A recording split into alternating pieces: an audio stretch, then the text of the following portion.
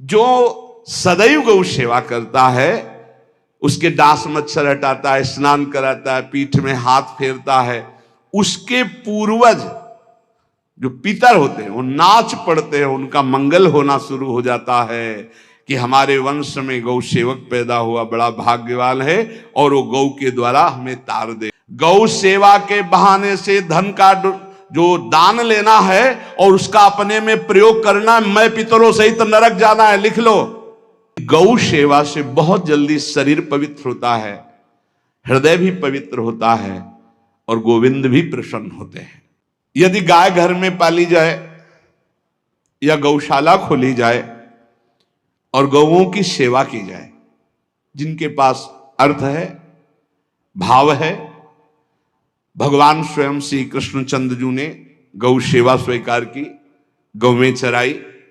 गौओं की परिक्रमा करने से, जैसे आप प्रभु के बिहारी जी के मंदिर की 4 परिक्रमा करें तो जो फल आपको मिलेगा वही गाय की 4 परिक्रमा कर ले तो आपको प्राप्त हो जाएगा। जो रोज गाय को प्रणाम करता है और गाय की प्रदक्षिणा करता है तो भगवत प्रदक्षिणा का उसे फल प्राप्त होता है। जहां गौएं विराजमान होती हैं वो बड़ा पवित्र दिव्य तीर्थ स्थल माना जाता है। गौएं जहां विराजमान रहती, गौशाला में भजन करे तो कई गुना बढ़कर के प्राप्त होता है। स्वयं ब्रह्मा जी ने गौओं को दिव्य गुणों से विभूषित बनाया है। गाय के गोबर से जहां लेपा जाता है वहां जिस देवता का आवाहन करोगे वही देवता आकर विराजमान हो जाएगा। अपवित्र भूमि में भी यदि गाय के गोबर का लेप कर दिया जाए तो परम पवित्र मानी जाती है। गाय बहुत पवित्र, जहां वो बैठती है, जहां वो मूत्र त्याग करती, गोबर त्याग करती, वो स्थान तीर्थ तुल्य पवित्र माना जाता है। भगवान जब गाय के पीछे पीछे चलते तो गोरज उड़कर उनके मस्तक पर विराजमान होती, उनके मुखार बिंद पर विराजमान होती। बाल गोविंद के अनिष्टों को दूर करने के लिए गाय के पूंछ को उनके ऊपर से झाड़ा देती थी मैया। जब गुरुमंत्र वैदिक सिद्धांत से दिया गया था पहली बार तो पंचगव्य पिलाया गया था। कितना भी बड़ा पापी हो, अगर पंचगव्य पिलाया जाए तो वो वैदिक मंत्रों को स्वीकार करने लायक हो जाता है, पवित्र हो जाता है। पंचगव्य में 5 चीजें गाय की होती है। गाय का मूत्र, गाय का गोबर, गाय का दूध, गाय का दही और गाय का घी, ये 5 मिलाकर पंचगव्य पिलाया गया था। पहली बार जब वैदिक मंत्र दिया गया था तो पंचगव्य बनवाया था गुरुदेव भगवान ने सन्यास, और वो पिलाया था।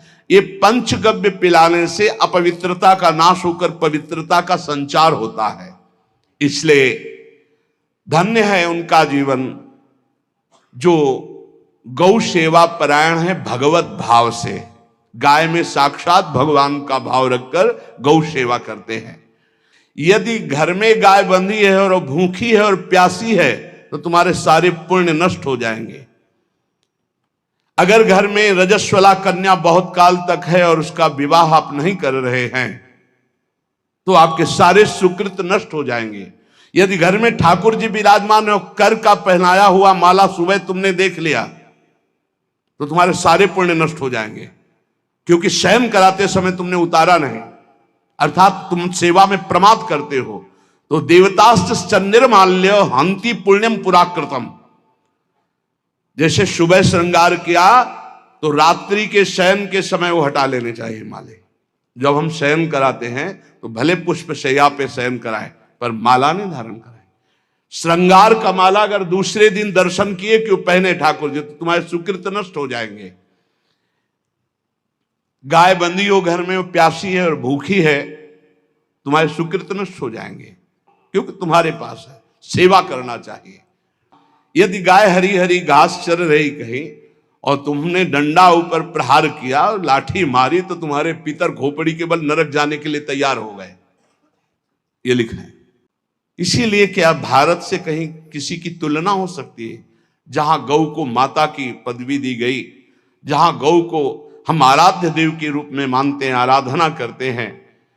गौ रक्षा, गौ सेवा, ये बहुत बड़ा इसमें छुपा हुआ है। स्वयं भगवान अवतरित होकर गौरख, जब गाय के रूप में पृथ्वी रमाती तो भगवान का अवतार हुआ है। बड़ा विचित्र समय आता चला जा रहा है कि अब आधुनिक यंत्रों की ऐसी सेवाएं हो गई बड़ी बड़ी कि अब ना बैल की जरूरत है, और ऐसे दूध की महंगाई बन गई कि अब देसी गाय 2 लीटर 3 लीटर 4 लीटर, और ऐसी ऐसी कि 20-20 25-25 लीटर दे, तो कौन देसी गाय को। तो गौओं का सेवा का भावना शास्त्र आज्ञा करता है कि जो घरों में पहले होता था, अब तो भगवान जाने, जे ही पहली रोटी तवा में गई तो वो निकाल करके पक्की रखी जाती थी गौ ग्रास के लिए, पहला रसोई में। तो इसमें लिखा प्रतिदिन स्वभोजनम, पहले स्वयं भोजन न करके गाय के लिए ग्रास निकालना चाहिए। तो जिनके पास अर्थव्यवस्था, जो गृहस्थ धर्म में है या जिनके पास अर्थ है, कुछ रोज 1 रुपया निकालो। हम कह रहे रोज निकालो तो महीने में 30 रुपया होते, 30 रुपया में एक गाय को हरी घास तो एक टाइम पवा ही सकते हो ना। भक्ति पूर्वक गाय को 1 ग्रास भोजन में 1 रोटी तो निकालना चाहिए गाय के लिए, ऐसा शास्त्र आज्ञा कहता है। जो ऐसा करता है, अपने आहार से 1 रोटी निकालकर गाय को देता है और स्वयं 3 रोटी भले पाले, 1 रोटी गाय को दे दी, तो बोले उसकी दुर्गति नहीं होगी, अर्थात उसके अंदर भाव बढ़ता चला जाएगा वो भगवान की भक्ति में। जो प्रतिदिन गौग्रास निकालता है, अर्पित करता है, तो उसको अग्निहोत्र करने का फल मिलता है, उसके पितरों को तृप्ति मिलती है और समस्त देवताओं के पूजन का फल मिल जाता है जो गौग्रास निकालता है। जो मूर्ख मनुष्य, जैसे अब गाय दूध नहीं दे रही, मार डंडे डंडे मार रहे हैं, इंजेक्शन लगा रहे हैं, ऐसे वैसे कर रहे हैं, उसको ताड़ना दे रहे हैं, वो गाय को लाठी से मारता है, डंडे से मारता है, हाथों से मारता है, तो धर्मराज जी पहले अपने नरक में ले जा करके उसके कहते थोड़े थोड़े तिल तिल करके पहले इसके हाथ काटो, मरना है नहीं वहां, अब आराम आराम से थोड़े थोड़े पहले हाथ वर्जिता, इन्हीं हाथों से गाय को मारा था ना, तो ऐसे थोड़ा थोड़ा काटा जाता है उसके हाथ, कर वर्जिता, उसके दोनों हाथ काट करके थोड़े थोड़े। जो गौ के शरीर को स्नान कराता है, गौ के शरीर को कीट आदि से, मच्छर आदि से रक्षा करता है, और खूब अच्छा अच्छा पदार्थ गौ को, केवल दूध के लोभ से नहीं, ये हम गौ सेवा की बात कर रहे हैं, ये कि नहीं वहां 10 लीटर दूध देती तो हाथ फेरो, जब दूध नहीं देती है तो चारा भी ठीक से नहीं दे रहे, और उसके ये स्वार्थी हो, गौ सेवा का बात नहीं, वो दूध का लोभी केवल व्यापार की बात करता है। गौ सेवा का तात्पर्य है गौ सेवा, केवल खूब बछड़े को पिला दिया प्रसाद रूप से, जो दूध मिला उसका अपने सेवन की, वो बात तो अलग है। अब बछड़े को तो जरा सा केवल पिन्हाने के लिए कर दिया और खूब सारा दूध लीटर में नाप करके जा रहा है, और उस समय तक तो खवाओ पियाओगे ही खूब अच्छे से, इसके बाद जब दूध देना बंद किया तो उसका आदर सत्कार खत्म, खोल के बाहर ऐसे वो प्लास्टिक खाते घूम रही है, तो ये गौ सेवा नहीं मानी जाएगी, वो स्वार्थ पूर्ति मानी जाएगी। जो सदैव गौ सेवा करता है, उसके डांस मच्छर हटाता है, स्नान कराता है, पीठ में हाथ फेरता है, उसके पूर्वज जो पितर होते हैं वो नाच पड़ते हैं, उनका मंगल होना शुरू हो जाता है कि हमारे वंश में गौ सेवक पैदा हुआ, बड़ा भाग्यवान है, और वो गौ के द्वारा हमें तार देगा, ऐसा भाव। गौ सेवा हमारे सनातन धर्म में बहुत बड़ा स्थान गौ सेवा का है। पर एक बात ध्यान रखें, इन सब सेवा का फल है भगवान के चिंतन में निरंतर वृत्ति डूब जाए, हमारी एक एक वृत्ति, एक एक क्षण भगवान के चिंतन में डूब जाए। अगर नहीं तो हम आपको उत्तर दे रहे हैं। कल प्रश्न हुआ था कि क्या गौ सेवा के बिना मुक्ति मिल सकती है क्या? क्या महाराज नृग जैसा कोई गौ सेवक हुआ है दानी? भागवत में पढ़ लेना। करोड़ करोड़ गायों को, करोड़ों गौशालाएं थी, एक दो नहीं, इसलिए कह रहे हैं करोड़ों शब्द कि आप उसको कोई ज्यादा ना समझें। पृथ्वी के कोई भूमि के कण गिन सकता है बारिश की बूंदे गिन सकता है, लेकिन महाराज नृग की गौएं जितनी दान की गई वो गिनी नहीं जा सकती थी, ऐसा वर्णन आता है। अरबों अर्बुद गौओं की सब स्वर्ण से अभिषिक्त करके ब्राह्मणों को दान करना।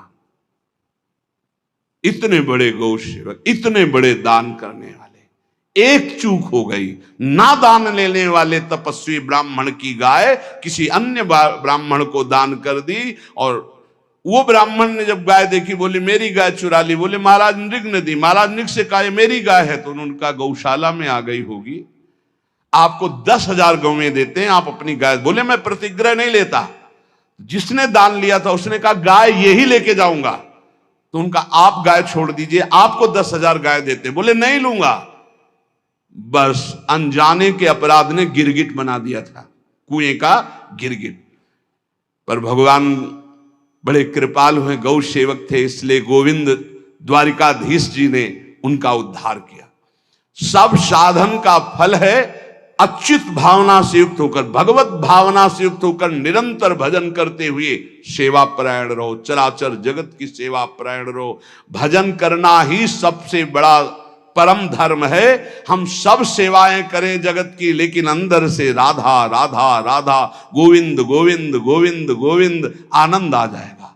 तन से सेवा करो, मन से भगवान के चिंतन, मामनुष्मर युद्ध थे, भगवान के चिंतन में रहो। सेवा और व्यापार में अंतर होता है।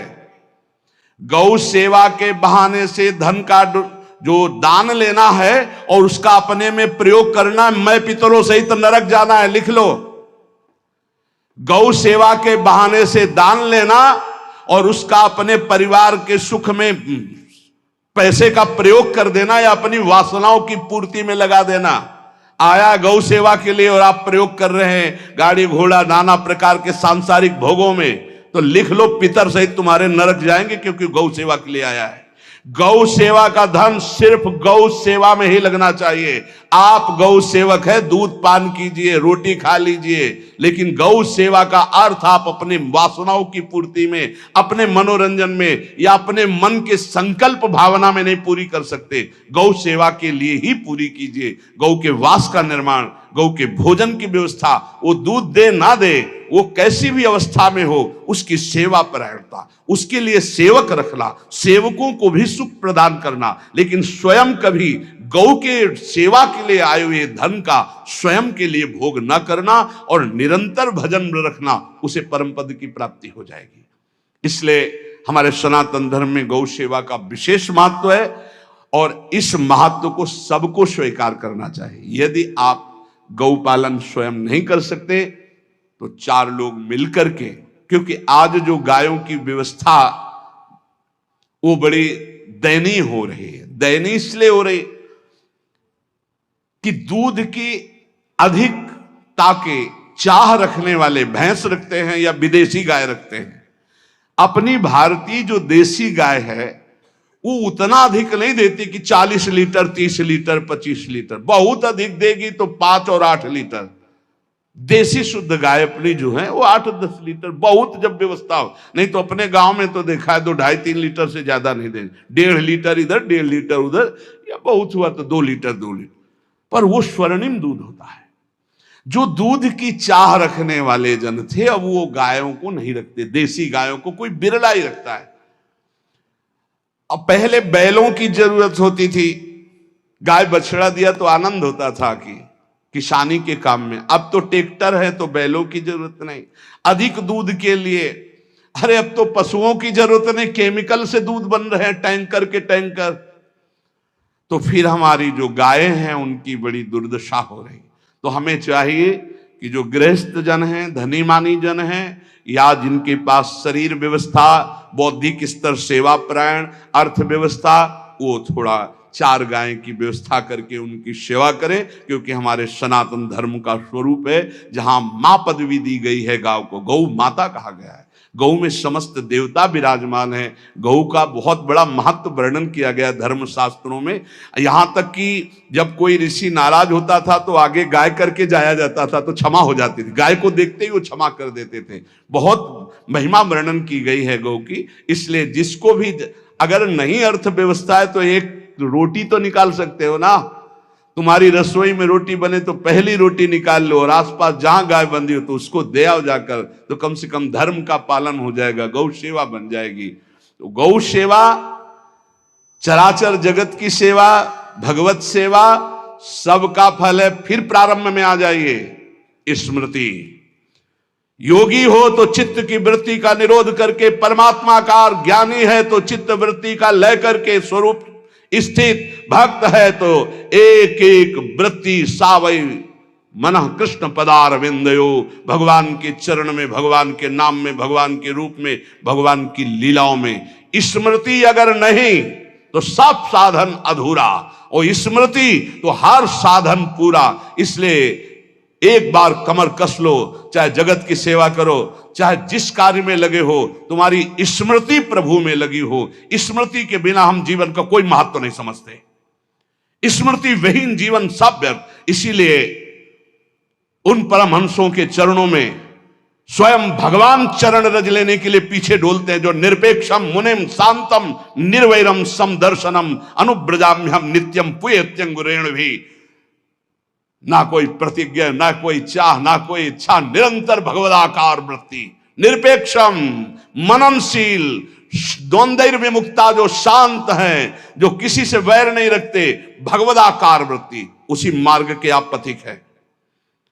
सर्वतो भावेन अपने मन को समेट लो धर्म और कर्म दोनों से, और साब त्यज लोक धर्मान, और परम धर्म का सेवन करते हुए समस्त चराचर जगत को भगवत स्वरूप निरखते हुए इसी जन्म में परम पद को प्राप्त हो जाओ। सत्संग का सार हमारा शरीर है, इससे सेवाएं बने, हमारा मन है, इससे चिंतन बने, हमारी वाणी है, इससे लीला गुण का गायन करें, और हम स्वयं परमात्म अंश हैं, परमात्म स्वरूप है, ऐसी ठसक बनी रहे, जीवन मुक्त ही हो। स्वार्थ को लेकर किया गया धर्म रंग नहीं लाता। निष्काम किया हुआ छोटा सा भी धर्म परमार्थ की ऊंचाई पर चढ़ा देगा। ध्यान रखना, परमार्थ की ऊंचाई पर चढ़ा देगा। इसलिए निष्कामता सब सोहित, निष्कामति। श्री वृंदावन विश्राम श्री राधा वल्लभ लाल को हृदय ध्यान मुख नाम। श्री राधा वल्लभ लाल की।